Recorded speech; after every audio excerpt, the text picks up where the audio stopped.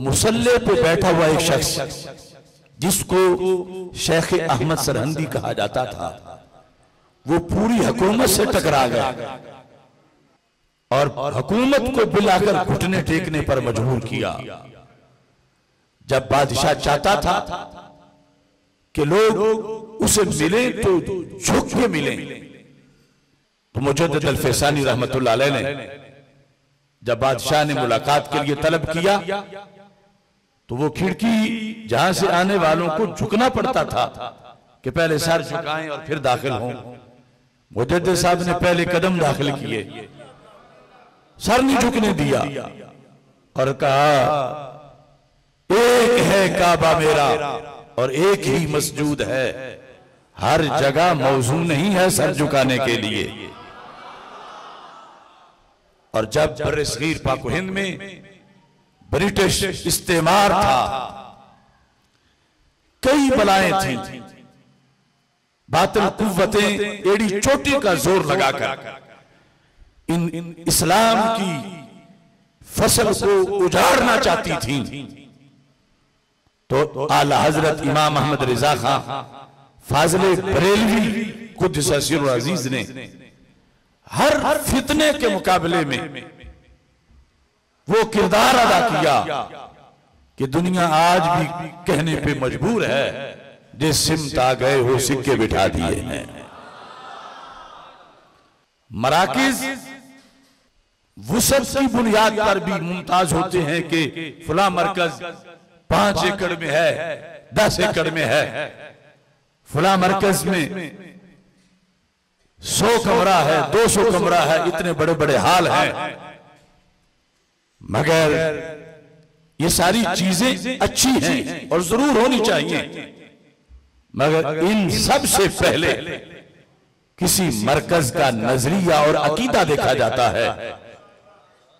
तो इस मरकज का नजरिया और अकीदा मुजद्दिदी है, रिजवी है, बल्कि मक्की मदनी और करबलाई है। और इस बुनियाद पर इमारतों की हैसियत सानवी होती है, नजरिया की हकीकत मुकद्दम होती है। हमें याद है जब भिक्की शरीफ में भुट्टो के दौर में बड़े सख्त हालात थे। मेरा तो उस वक्त भी बचपन था, मैं 4th क्लास में पढ़ता था।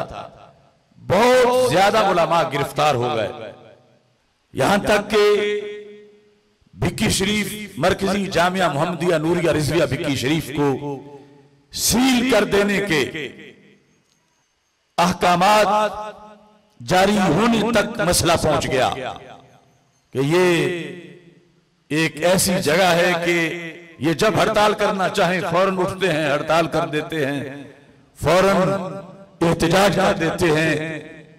तो इस मरकज को सील किया जाए। तो हजरत हाफिजुल हदीस रहमतुल्लाह अलैह जो हमारे शेख कामिल हैं, जिनकी निस्बत से हमें जलाली कहा जाता है, आपके पास कुछ लोगों ने आके अफसोस किया कि आप जहरी आंखों से महरूम हो, साहबजादगान जेलों में चले गए हैं, मुरीदीन शागिर्द जेलों में चले गए हैं, और अब इस मरकज को सील करने के मामलात बिल्कुल सामने हैं, क्या बनेगा अब? तो हजरत हाफिजुल हदीस रहमतुल्लाह अलैह ने फरमाया, मरकज ईंटों, दीवारों और कमरों का नाम नहीं होता। हुकूमत शौक पूरा कर ले, अगर जामिया मोहम्मदिया नूरिया रिजविया को ताला लग गया तो जलालुद्दीन शाह शीशम के दरख्त के नीचे बैठ के पढ़ाना शुरू कर देगा। हमारा मिशन नहीं रुकेगा, हमारा मिशन जारी रहेगा।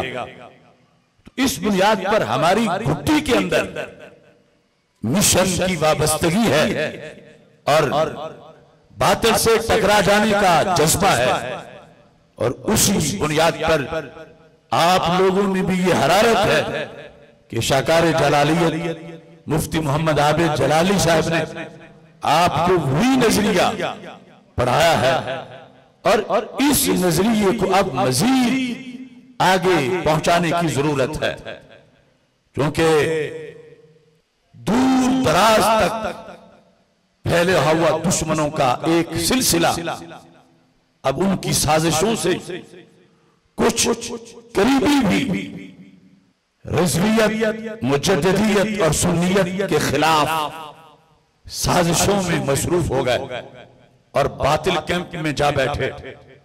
तो ऐसे में हमारी जिम्मेदारियां पहले से भी बढ़ चुकी हैं।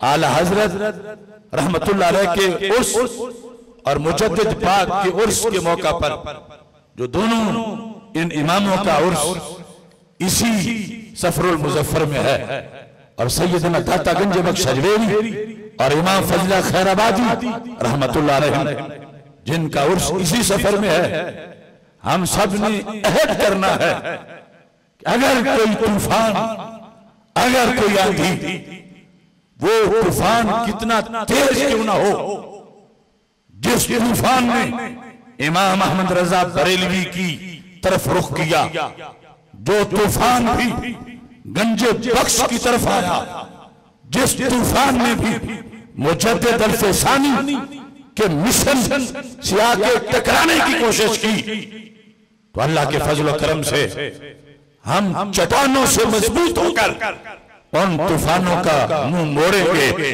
और ये बताएंगे कि पाकिस्तान कल भी दाता के दीवानों का था, पाकिस्तान आज भी दाता के मस्तानों का है, पाकिस्तान कल भी मुजद्दिदी शेरों का था, पाकिस्तान आज भी मुजद्दिदी शेरों का है, पाकिस्तान कल भी इमाम अहमद रजा के रूहानी बेटों का था, और पाकिस्तान आज भी इमाम अहमद रजा के रूहानी बेटों का है।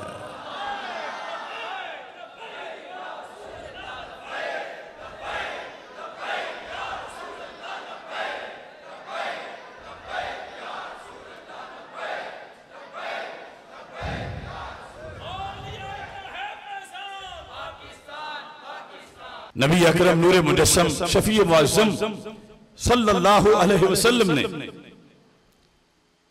आखिरी नबी होने के लिहाज से और आखिरी मासूम होने के लिहाज से ये इरशाद इस उम्मत के सुपुर्द किया, यहमिलु हाज़ल इल्म मिन कुल्लि खलफिन उदूलुहु यनफून अन्हु तहरीफ़ल गालीन व इंतिहाल मुब्तिलीन व तअवील अल-जाहिलीन।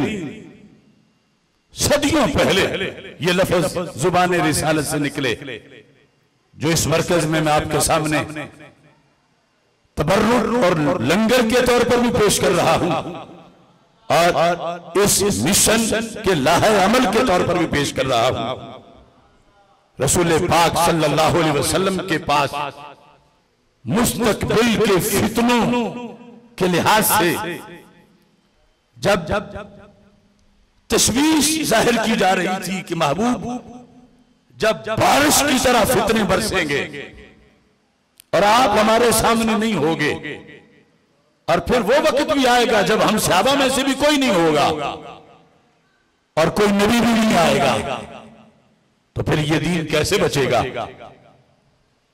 रसूल अकरम सल्लल्लाहु अलैहि वसल्लम ने खबर सुनाई, हुक्म सुनाया, फरमान गैब का पैगाम, फरमान ना नबी आएगा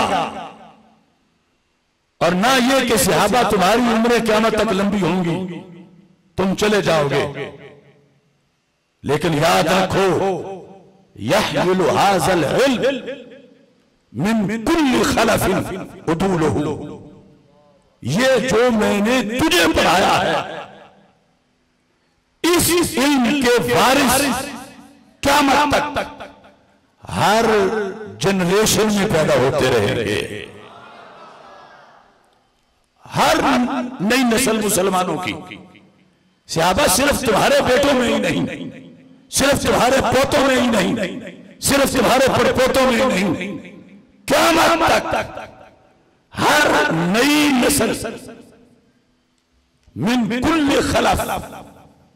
अब कभी हमारे परदादे दादे अब जो आप यहां बैठे हो इस सरजमी पे होते थे, हम उनके जानशीन बने।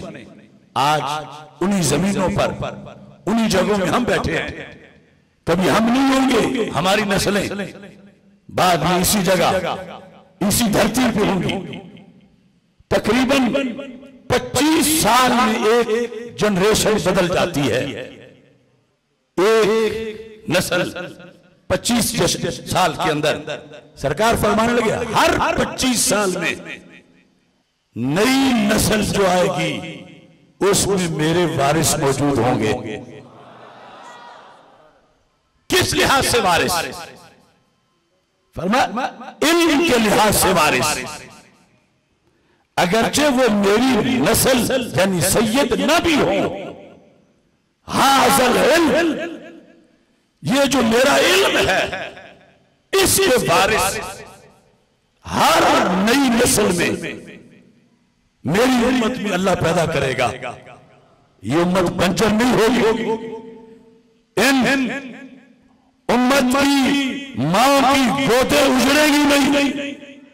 हर नई नस्ल शर्को गरब अरबो अजम में जब पैदा होगी तो उनमें कुछ लोग ऐसे भी होंगे कि जिनको रब मेरी विरासत देगा, मेरा विरसा देगा। किसका? ये इल्म जो मैंने तुम्हें पढ़ाया है, वो इसको पढ़ने के लिए घरों से निकलेंगे, वो हाफिज बनेंगे, वो आलिम बनेंगे, वो मुफ्ती बनेंगे, वो पूरे स्पेशलिस्ट दीन के बनेंगे। और इस सब कुछ के साथ रब उन्हें सही अकीदा भी देगा और बोलने की जुर्रत भी अता फरमाएगा।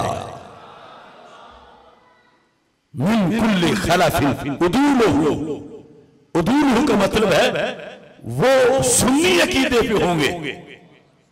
बाकी की बात नहीं की सरकार ने। जिन अकीदों में जुल्म है उनकी बात नहीं की, मुतलकन आलिम की बात नहीं की। फरमा आलिम भी होंगे और आदिल भी होंगे। आलिम आदिल कैसे बनता है कि जब अल्लाह को जैसे मानना चाहिए वैसे माने, अल्लाह का कोई शरीक ना माने।